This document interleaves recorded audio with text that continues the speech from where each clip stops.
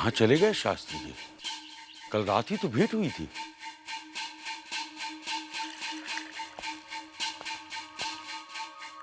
नमस्कार पंडित जी। ये शास्त्री जी कहाँ गए? वो तो भोर की बेला में ही चले गए। कहाँ? हम लोगों से कहा था कि तीर्थ यात्रा पर जा रहे हैं।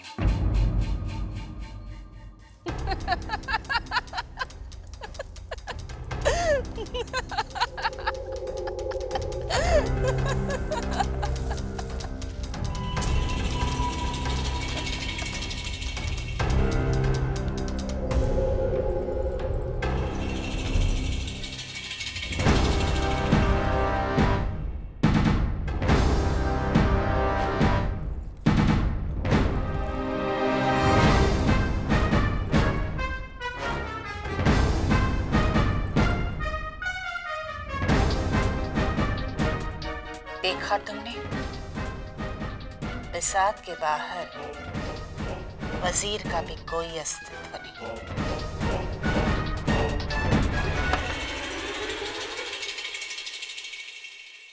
मैं कुछ समझी नहीं।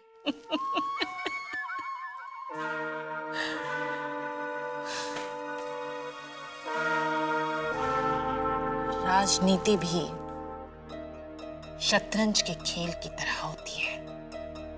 अपनी चालों के अलावा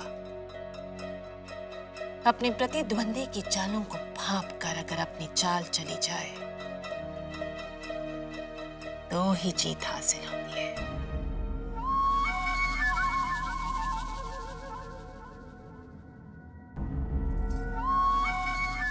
इससे पहले कि भोपट कर कुछ कर पाते,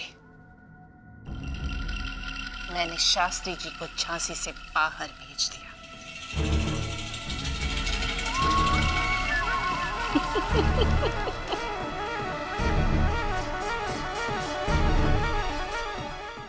अब मणिकर्णिका की कुंडली का राज कभी उजागर नहीं होगा। श्रीमंत सरकार, वो धूर्त मेंसन उस दिन तात्या पर ऐसे वार पर वार किए जा रहा था कि अगर उसे अवसर मिलता तो वो उसे पूर्ण रूप में घायल कर देता। मगर वाह रे तात्या वाह, मेंसन का एक भी वार उसके उद्देश्य को सफल नहीं बना पाया। हमने तात्या को टोपे उपाधि यूं ही नहीं दी। उसने अपने शरीर के हर भाग को रक्षात्मक कवच बनाने की कला सीख ली है। परंतु श्रीमंत सरकार, एक बात समझ में नहीं आई, वो धूर्त मेंसन बार बार इसके पैरों पर प्रहार क्यों कर रहा था?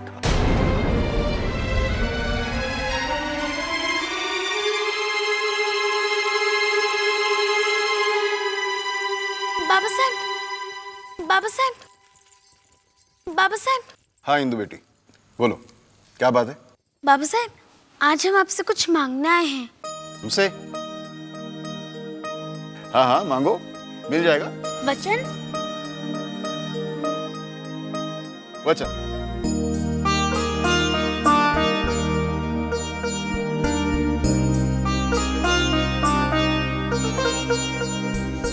वो बाबा साहब, हमारी मन्नू को रसोई के काम से मुक्त करा दीजिए ना।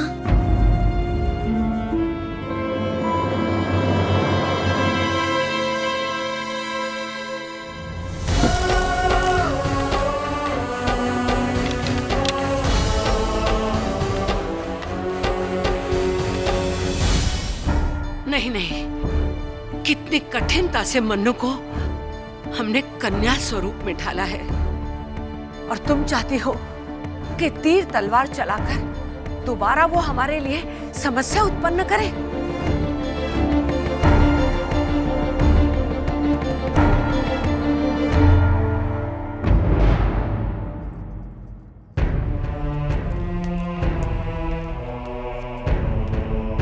श्रीमंत सरकार, आज्ञा दीजिए।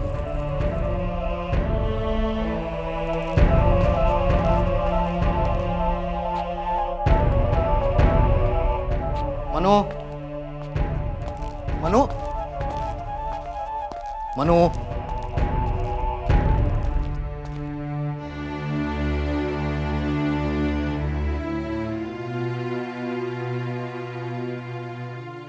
वहीनी साहब की बातों का बुरा मान गई? बेटे, वो जो भी कह रही थी तुम्हारी भलाई के लिए कह रही थी। बाबा, क्या अभ्यास मैदान में जाना पाप है? बेटे, कैसे समझाऊं तुम्हें? बेटे,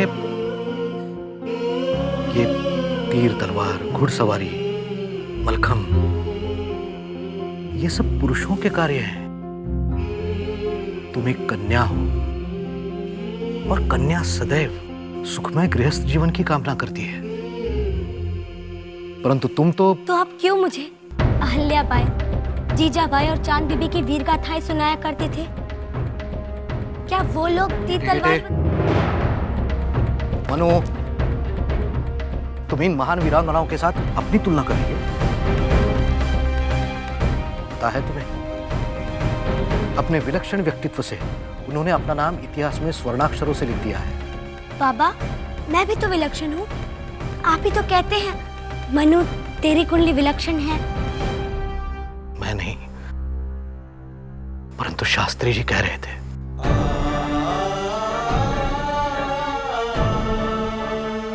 मेरी पुत्री की कुंडली विलक्षण है, राजयोग है।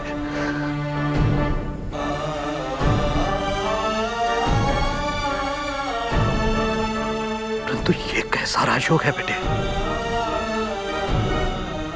इतनी छोटी आयु में कैसी कैसी विपदाएं झेली हैं तूने। मेरा तो अब इन कुंडलियों से विश्वास ही उठता जा रहा है। नहीं, तू भी भूल जा बेटे, अभ्यास मैदान भूल जा और गृहस्थ जीवन की तरफ ध्यान दे। मैं शीघ्र ही तुम्हारी विलक्षण कुंडली लेकर जाऊंगा और जो भी तुम्हारे ग्रहों से मेल खाता वर मिलेगा, संबंध पक्का कराऊंगा।